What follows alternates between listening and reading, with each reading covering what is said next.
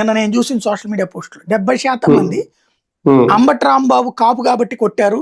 ఇప్పుడు వంశీనో లేకపోతే కొడాల నానినో లేకపోతే ఇంకొకళ్ళనో పెట్టుకున్నప్పుడు వాళ్ళ ఇళ్ల మీద దాడి చేయలేదే, కేసు పెట్టారు, అరెస్ట్ చేశారు, అంతవరకే. వాళ్ళు ఇళ్ళని తగలబెట్టలేదు, వాళ్ళ ఇళ్ల మీద చేయలేదు, అదే ఇతని దగ్గరకు వచ్చేటప్పుడు చేశారన్న ప్రచారం బిగించేశారు. ఒక 30% మంది మాత్రం అసలు కాపులకి నాయకుడు అంటేనే అసలు కాపులకు ఒక కంట్రోల్ ఉండేది కాదు, పాడు కాదు.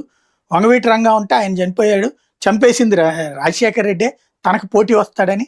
ఆ తర్వాత వచ్చి ఏది ఇతన్ని పట్టుకొచ్చి అంటే తర్వాత వచ్చి చిరంజీవి పెడితే చిరంజీవిని తొక్కేసింది కూడా రాజశేఖర రెడ్డి.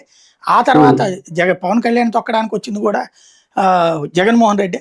కాబట్టి కాపులను అసలు నాశనం చేయాలనుకున్నది వీళ్ళు, కాపాడింది తెలుగుదేశం. అలాంటి తెలుగుదేశాన్ని ఎందుకు అనాలి మనం కాపులందరం పవన్ కళ్యాణ్కి అండగా ఉండాలనేసి వీళ్ళు ఒక అసెస్మెంట్తో వీళ్ళు పోస్టులు పెట్టుకొచ్చారు. ఇది కాపుల్లో చర్చ పెరిగితే అది 60-40 తర్వాత 70-30కి వచ్చింది పరిస్థితి.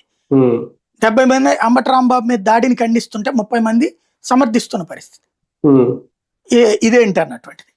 ఇలాంటి సిచ్యుయేషన్ లో దాన్ని డైవర్ట్ చేయాలి అర్జెంట్ గా, మళ్ళీ ఆ ఇష్యూ పెద్దదైపోతుంది.